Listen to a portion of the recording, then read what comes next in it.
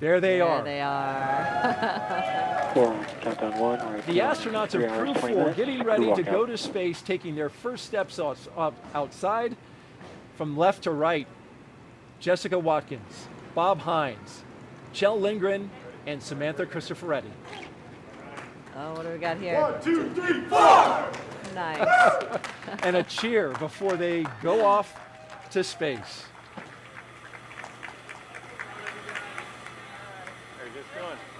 I like the huddle. That was a nice little touch. Very nice, yes. Oh, you're going to Kjell after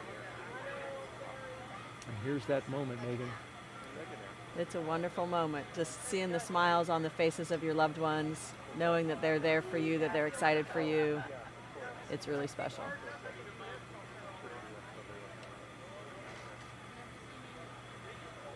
Oh, seriously?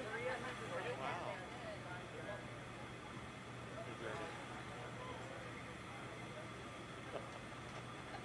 That's hard to do on command. We'll listen in for some of the comments. Hope you guys Maybe enjoyed we'll the get to launch. hear Get a Kjell's good big booming laugh one more time. And then have fun getting home and get to tip in and get off the street starting. After this, after I get in the car, I think you guys are going to get somewhere else. Hope you guys.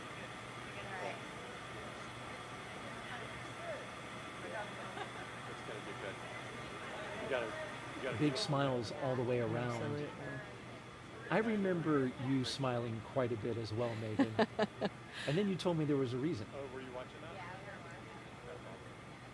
that? That you wanted to send the message. Oh, absolutely, yes. So again, you're not really sure how your family members will react, especially if you have young children. And so the main thing is to just show them that it's a joyful occasion, it's something to be excited and happy about.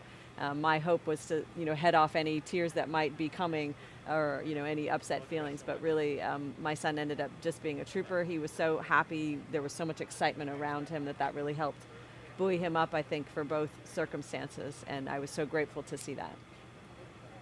And didn't he break free and say, like, hey, Mommy, I love you? That sounds right. I was worried he was going to actually come through the ropes, but he did not do that. I think for Bob's launch, there's an image of him like actually trying to get through the window before the vehicles drove away, but I managed to hold on to him. He was a little bit smaller then.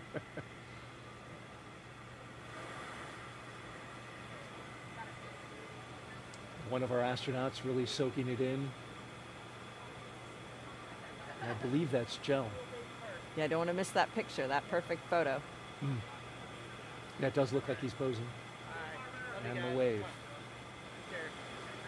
Oh, thank you guys. Great shot there from our Hey, sir, how are you? helicopter above. I think maybe that's Farmer. Sounds Oh, like is that it. Bob I Hines? think so. Yes, you're right.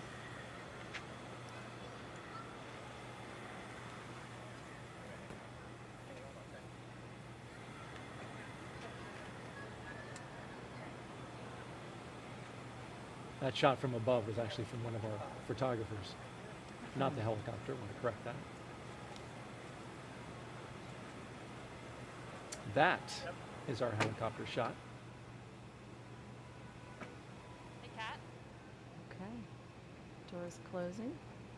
Our helicopter will follow the entire way as the convoy pulls out. You can see the SWAT vehicle in the background, and now the families and loved ones come in. Yes, they get that up close view one more time with their loved ones.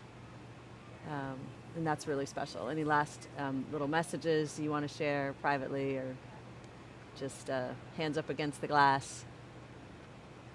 It's a special moment. And Megan, the plate for on every car of the Tesla is "Go for Launch." As we can see, the custom plate. This has become a tradition. Yeah, I like to it. do on the ride out to the launch pad. It's a nice touch.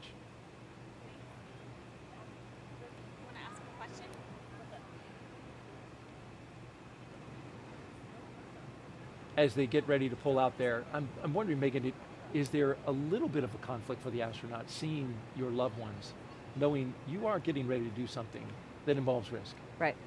It's something that obviously you're not thinking about it for the first time at that moment, but it's certainly present in your mind. It's something that you ideally have talked about with your family in the months and weeks even years really leading up to making a decision like this. And you know, depending on the age of your family members, you do it in an age appropriate way. And so for us, we wanted to make sure our son had a chance to watch a rocket launch with both of us present. So we took him to an uncrewed cargo launch when he was maybe 3 or 4.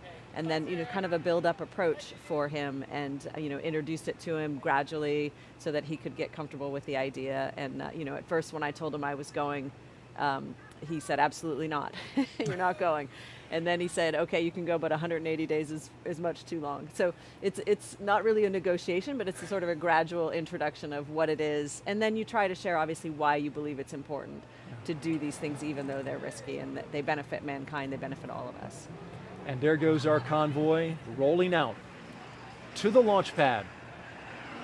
The last 10 miles, a 20-minute drive. They won't see much in the dark, but this is the way to space. Yes.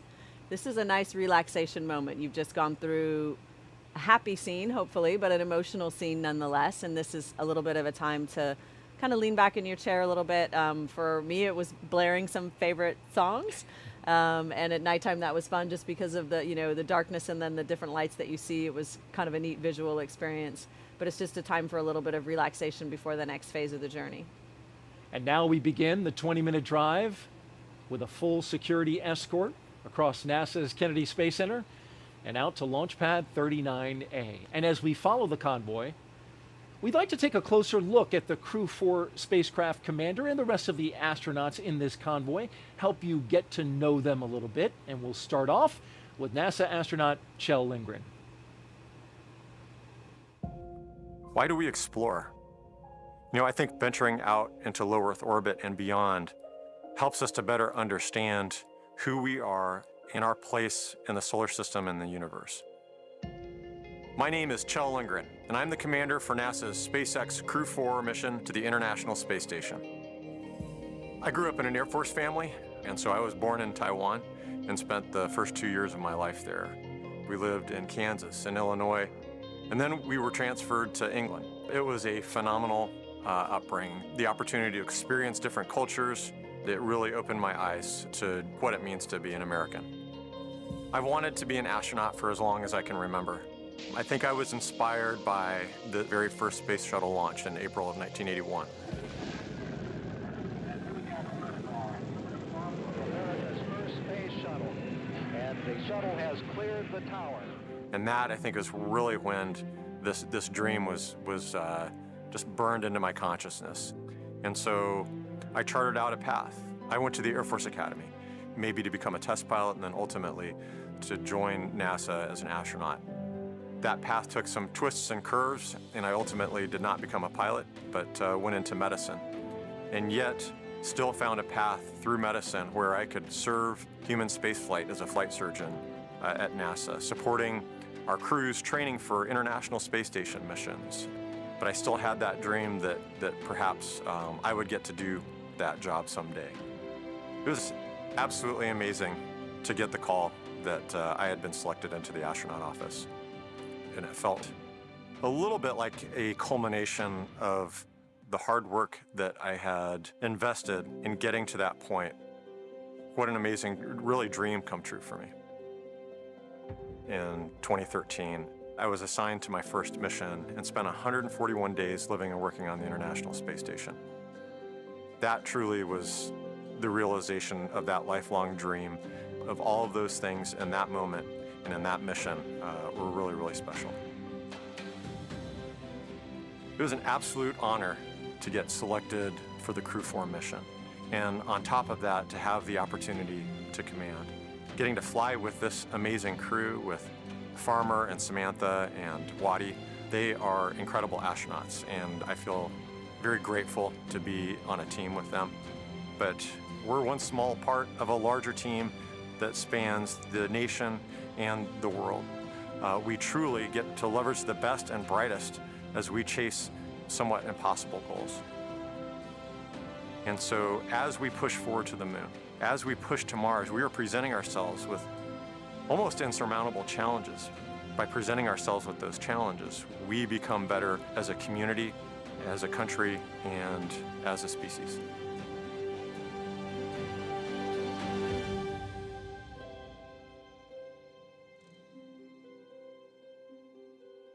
A great story from Kjell Lindgren on his path to becoming an astronaut, and this is what he's seeing right now. Megan, you remember this view? This is a live camera looking forward from the first Tesla in the rollout. You can see the security car ahead of it. It's dark, but that's NASA Causeway as they roll towards the pad. That's right. You were rocking out at this time. I was, yes. Well, we were taking turns. We each got to choose some songs for the playlist, and I was of the Metallica and Red Hot Chili Peppers variety, and Shane's songs were a little different, but we did overlap in U2 territory, so there was some crossover. Finding some common ground Yes. there with the music. Well, riding with Kjell Lindgren is Crew Dragon pilot and NASA astronaut by Bob Hines. Let's listen in to his story. I truly believe that we all have in us an innate desire to go explore and see new things. And we have this phenomenal creation that we've been placed in to learn about how it works. We have a very unique position in our solar system and our galaxy to be able to look out there and to step out and continue to explore. My name is Bob Hines. I'm the pilot for NASA's SpaceX Crew-4 mission to the International Space Station. I was born in Fayetteville, North Carolina. My father was in the Army. We were stationed at Fort Bragg, and we moved around a whole bunch. The longest we ever lived anywhere was about 2 to 2.5 years. I got really comfortable showing up in new places and being able to make friends. When I was a kid, I 100% wanted to be a pilot for as long as I can remember. I was just always fascinated, not only that something that big could fly and do some amazing things, but also just the opportunity to go and see things that not many people have had a chance to do. Being able to fly and see the Earth from a new perspective has really been just a real driver for me, and getting hired as an astronaut has been the ultimate call. Contrary to popular belief, being a test pilot is not about flying by the seat of your pants and going out there and just pushing the edge of the envelope all the time. It is a much more scientific and methodical process where we plan out every mission and all the tasks on every mission, and we're constantly mitigating the risks that are associated with that mission. That seems to really dovetail very well with spaceflight, because that's a lot of what we do. My experience as a test pilot and as a pilot and an instructor, I think, have all kind of led me to this point. When I got the phone call offering me the position of the pilot on the Crew-4 mission, it was absolutely amazing. It was actually the day after my birthday when I got the phone call, and I just couldn't believe it. When I told my wife, she couldn't believe it either. I've flown over 3,500 hours in more than 50 different kinds of airplanes, and that ranges from gliders all the way to different kinds of fighter airplanes or large transport category airplanes. I can't wait to pilot this vehicle. It is an incredible honor. It is something that I never in my wildest dreams thought would be a possibility. And so to get a chance to pilot one of the newest vehicles on or off the planet is a true honor. With Kjell as our commander and Samantha and Jessica as our mission specialists, it's just going to continue to be an amazing crew and an amazing experience. I am really looking forward to the camaraderie and the time that we'll get to spend together as a crew, the friendships that we'll develop, and so I think continuing that process is one of the things that I'm looking most forward to. On launch day, I am 100% most looking forward to the kick in the pants when those rocket motors light and we are heading off the launch pad. It is going to be the culmination of a lifehood dream, something that just spend your entire life looking for and not ever sure that you're actually going to achieve it. Our newest astronaut, Bob Hines.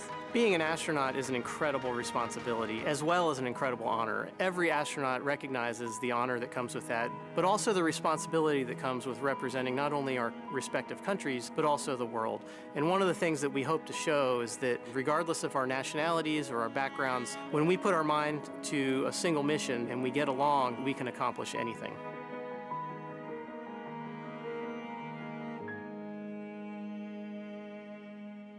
That you see the convoy making right there is right in front of the historic Vehicle Assembly Building, where right now we've got a mega moon rocket inside the SLS and Orion spacecraft, and you'll see that there, the cars below, and here comes the VAB. They got to be thinking a little bit about that, don't you think, Megan? That they're flying out of 39A, but one day there's going to be a big moon rocket going out of 39B, which is the other way.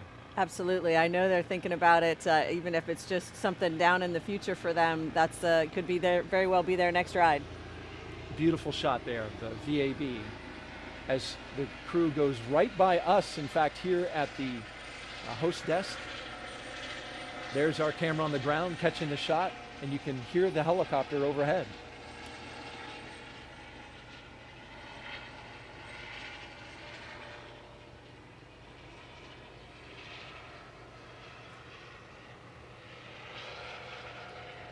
Now the crew convoy is approaching pad 39A, and that's an area known as the Blast Danger Area, or BDA.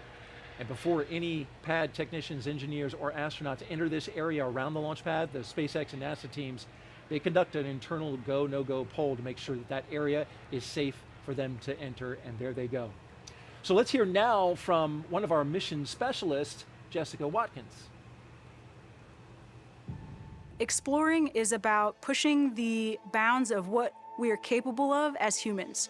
It gets at who we are intrinsically as people. And so because of that, I think it really is something that unites all of us together here on Earth. My name is Jessica Watkins, and I'm a mission specialist for NASA's SpaceX Crew-4 mission to the International Space Station. At a pretty early age, I got kind of set on the idea of becoming an astronaut. That was when I kind of first voiced the dream and interest in space and in being an astronaut in particular. My parents always stressed the importance of getting a good education and finding something that you're passionate about. And so finding geology, finding that love of mine, that passion, was really a turning point for me in my career. My graduate work focused mostly on the geology of Mars. It was part of my interest in wanting to pursue internships at NASA and gave me that exposure to those different possibilities of what careers are possible in this planetary geology field. Deciding to be an astronaut is kind of setting out a dream for yourself and then kind of stowing it in the back of your head, at least in my case. So the day that I received the phone call to invite me to come down to Johnson Space Center and become an astronaut just really was truly a dream come true. Ladies and gentlemen, the newest astronaut, Jessica Watkins. And I still am waiting for somebody to pinch me and wake me up. The opportunity to be the first Black woman on an International Space Station long-duration crew is exciting. It certainly is important to me and impactful to me to be able to be a part of the legacy that so many before me have paved the way to enable me to be here now. As much as I can be a small part of that legacy, I'm honored to have the opportunity. Being selected to be a part of this Crew-4 mission is truly an honor. I am so excited about the opportunity to fly with Kjell, Samantha, and Bob. All three of them are very different. They all bring different skill sets, different experiences, but I think all four of us together really just coalesce well as a crew. I think launch day is going to be the day that all this starts to really finally feel real. And so I just look forward to that moment of exhale and of excitement all at the same time.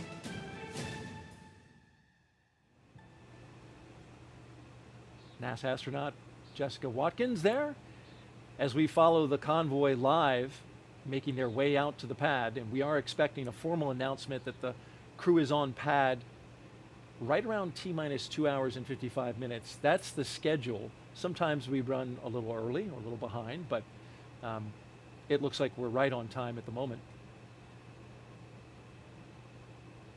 Looking ahead a little bit, at about T-minus 2 hours and 35 minutes, the astronauts will ingress or climb into the Dragon with the assistance of the suit techs, and then they'll get buckled in, making the turn there. Direct your attention to some space facts in the lower left-hand corner. We'll be putting those up throughout the broadcast. Some interesting factoids about the crew and the mission. There they are going around SpaceX's horizontal integration facility, Megan, and at this point, when you're pulling up to the rocket, probably hard to see because it's so tall, but you know it's there, and you're inside the launch pad area. You really are, and I think actually Waddy expressed it really well in that it's an exhale and it's a building of excitement all at the same time, because you realized this is the day I've been working for, I've reached this point, and in a sense you relax because you got there, you exhale, but also, wow, this next thing that you're about to do is even more amazing and exciting. And so the excitement is building, and of course the focus and attention that they're going to bring to all of the tasks ahead of them, and they're realizing that moment is getting closer and closer as they approach the rocket. The inside shot driving right by the rocket that you saw there through the front windshield as they make their turn into the pad area, and a beautiful view from our helicopter orbiting the launch pad 39A. You see the 3 vehicles down there in the lower left-hand corner. They have arrived.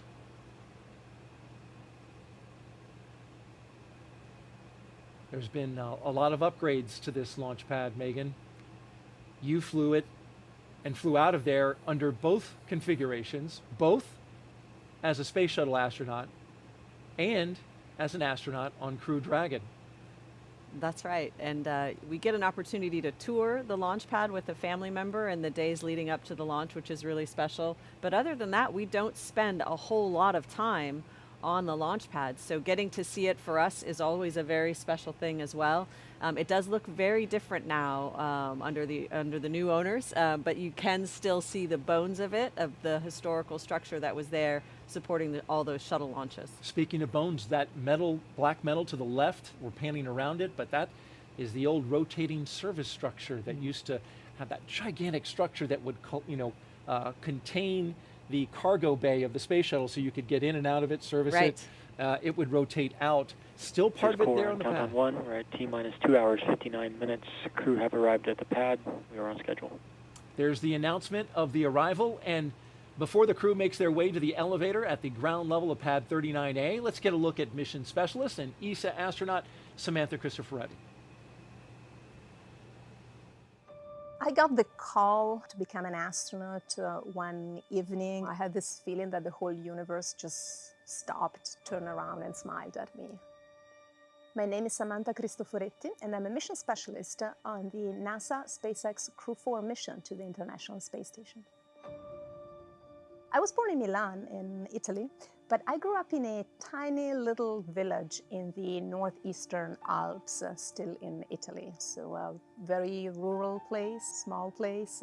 In the mountains, I grew up skiing and enjoying the outdoors. My parents owned a hotel, so that's what they did all their working life. We actually lived in the hotel. It was our home. I started dreaming about becoming an astronaut pretty early on. I was still in elementary school. I think it was a number of impressions that made me dream about that. The things that I was learning in school, also books that I read. I was an avid reader of adventure books. The fact that I was growing up in a place where I had an opportunity to go out and play and explore with other kids unsupervised and get that passion for adventure. So a number of those things, and I guess they were enough to kindle that sparkle of passion for space exploration. I completed my high school in Italy, and then I enrolled at the Technical University of Munich in their engineering degree, and I chose the aerospace track. And then something unexpected happened. The opportunity opened up of actually joining the Italian Air Force as a pilot. That had not been possible for me straight out of high school, because back then the Italian military did not admit women. The very broad educational and training background that I had when I became an astronaut really helped me a lot. And the astronaut job is really very much about this broad spectrum of things that you have to master, rather than being a specialist that has mastered very, very well for a long time this one thing. And so I was very grateful in hindsight. In 2014, I had the opportunity of flying to space for the first time, and I spent 200 days on the International Space Station. Getting to space station, opening the hatch, hugging our friends who were waiting for us there, getting used to that sensation of floating, that first look out of the cupola, that first, full view of a sunrise. It was almost overwhelming for me. And, of course, as the time goes by, you settle into a routine. You're not overwhelmed by emotion every single day, but it becomes more like a quiet affection for the place, for the work, for the people. Getting selected for Crew-4 was amazing because it's an opportunity to go back to the International Space Station and experience again that transformation from being an earthbound creature to being this space-living creature and being part of that very, very special life up there in this outpost of humanity up there in space.